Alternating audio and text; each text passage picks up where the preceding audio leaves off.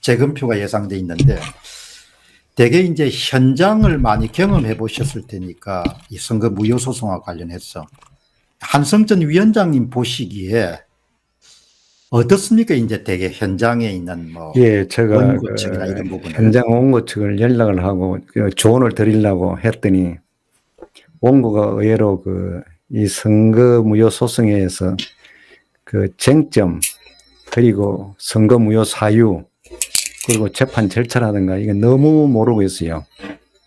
그리고 또 변호사분들도 그 유튜브 같은데 그 올리는 자료를 보면은 그분들도 원고보다 조금 나은 정도예요.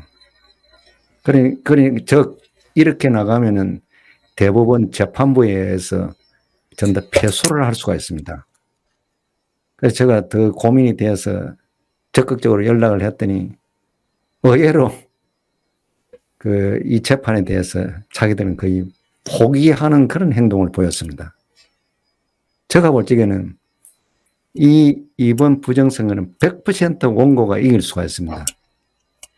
이기는 방법도 대법원 대법관들, 재판부 법관들보다 부정선거를 더 조금 알아야 됩니다. 결국은 아는 사람이 재판부를 이겨가지고 결국 원고 선고로 끝나는 재판이 됩니다. 충분히 지금 100% 이길 가능성이 있습니다. 그런데 원고들에게 일부러 이 부정선거를 좀 제가 알려드릴 테니까 제대로 알고 사움을 하세요. 그리고 알아야 변호사를 잘 부릴 수가 있습니다. 이러니까 일방적으로 변호사한테 다 맡겨놓는 그런 행태가 되었습니다. 그래서 변호사분들이 자기들이 스스로 공부를 많이 아는 것 같으면 저희들이 조언을 드릴 필요가 없습니다. 제가 보니까 조언을 해주지 않으면 질 수밖에 없는 그런 상태였습니다. 그리고 대한민국에는 선거 전문 변호사가 지금 없습니다. 선거는 몇 년마다 가끔가다 선거를 하기 때문에 전문 변호사가 없습니다. 특히 제가 이제 검사 출신의 변호사와 법원 판사 출신의 변호사를 제가 봤을 때 검사 출신의 변호사는 선거 무효 소송이 민사 소송의 특별 형태이기 때문에 이런 일을 자기가 검사로 근무 중에 다뤄보지 않았기 때문에 거의 모르고 있다고 보시면 되겠습니다. 그리고 판사 출신 변호사들은 민사부도 맡고 형사부도 맡고 재판을 해봤기 때문에 검사들보다는 조금 낫다는 것을 저는 확인했습니다. 그렇기 때문에 그럼 민사소송의 특별 형태가 선거무효소송입니다. 이 선거무효소송의 특징을 알고 재판에 임해야 이기는데 사실은 선거무효소송의 특징도 모르고 있는 변호사들이 많이 있었습니다. 선거무효소송은 쟁점이 무한정 나올 수가 있습니다. 왜냐 무효되는 사유마다 쟁점을 잡을 수 있습니다. 일반 민사소송에는 쟁점이 3개 내지 몇 개 확인이 되고 나면 쟁점을 근거로 해서 증거를 내서 성손이 패손이 결정됩니다. 선거무효소송은 무한정 재판, 변론 종결을 할 때까지 선거무효 사유가 나오면 그 쟁점이 됩니다. 그 선거소송의 그 특징은 법의 정신이 부정선거는 절대 용납하지 않는다는 그 목적에 의해서 그런 재판이 그런 식으로 운영되고 있습니다.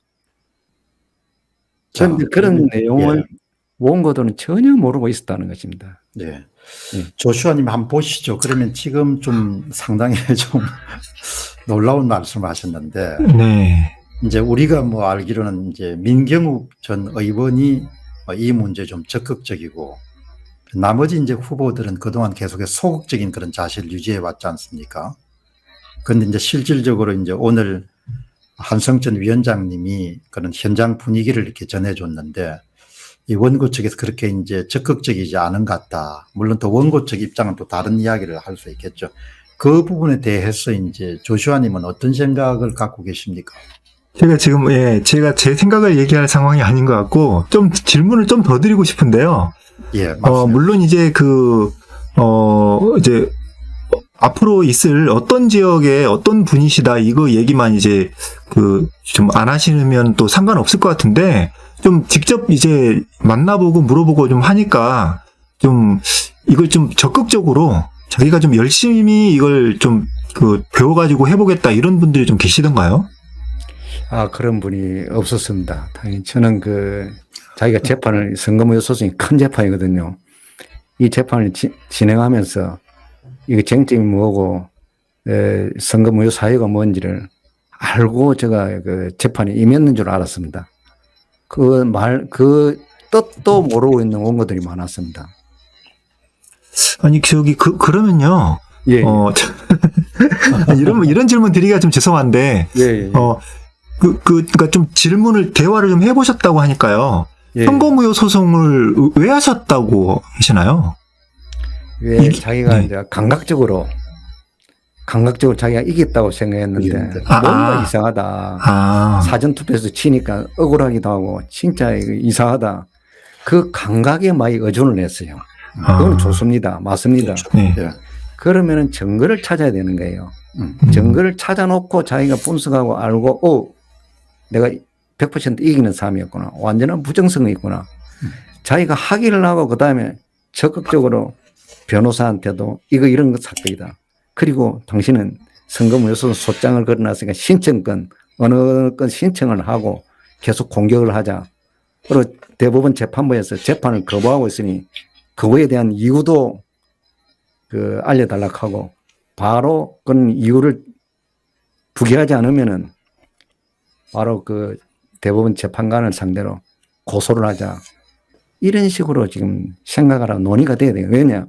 원고의 권리를 완전 박탈시켜 버렸거든요. 그런 자기의 뭡니까? 권리를 박탈시키는 것에도 무관한 게 보니까 너무나 제가 좀 그랬어요. 자기 권리를 다 파괴시키는 한데도 가만히 있는 거예요, 보니까. 조시아님 뭐 말씀하실 게 있습니까? 네. 지금 요 부분만에 대해서. 네. 그래서 지금 어떻게 보면 현장 상황 이야기하는 그런 부분이잖아요. 예. 네. 그러면은 이제 그분들이 이제 그 부분은 이제 저도 이해가 갑니다. 왜냐면 현장 상황을 이제 선거 직후에 아니면 뭐 선거 전 운동할 때도 뭐 마찬가지고 유세 운동할 때도 마찬가지고 정말 자기가 또 분위기도 좋고 이번엔 정말 잘 이길 것 같았는데 졌다.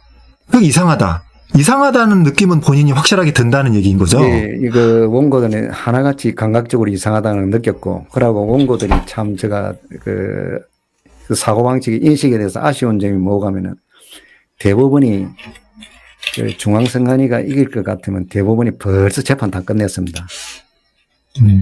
부정선거이기 때문에 부담스러우니까 이게 재판 180일을 넘기면서 이렇게 1년을 훨씬 넘기면서 450일을 넘기면서 왔는 거예요. 이러면 뭡니까? 이거는 완전 부정선거나 이거는 뭔가 자신 있다. 한 파고 들어가 보자. 전문가가 누구냐? 좀 이거 쟁점 증거를 주세요. 뭐 주세요. 토론하면서 나왔으면 가볍게 이거는 이기는 소송입니다. 그리고 원고들이 전부 다 힘을 합쳐서 안 되겠다. 이거 병합 신청해가지고 제대로 한 붙자. 이렇게 적극적으로 나가줬으면 벌써 이 재판은 끝났습니다. 그리고 21대 총선은 재선거를 해야 됐습니다. 이건 재선거감입니다. 100%입니다. 제가 선관위 근무하면서 선거소송을 많이 관여를 해봤고, 그리고 저 자신도 선거소송을 많이 제기했습니다. 무수한 증거를 다 모아놓고 아무리 분석해도 이것은 100% 이기는 사람입니다. 왜냐하면 판례를 보고 과거 판례를 보고 분석해보면 100% 이기는 사람을 두고 원고들의 모습을 보니까 제가 이 선거 전문가로서 실망하지 않을 수밖에 없습니다. 그러니까 지금 이제 한성천 중앙선거관리위원회 노조위원장을 지내신 한성철 님 말씀은 이거는 뭐 100% 이기는 그런 선거무효 소송이고 아주 또 중요한 지점을 지적한 것이 만일 부정선거가 아니었으면 벌써 재판했습니다. 판결해서 끝냈을 건데 이렇게 끄는 것은 대부분도 상당히 이제 부담스럽기 때문에 계속 흘러가고 있는 것이다. 이렇게 이야기를 하는데 조시아님, 내가 이제 이야기를 좀 더 하기 전에 어떤 생각을 지금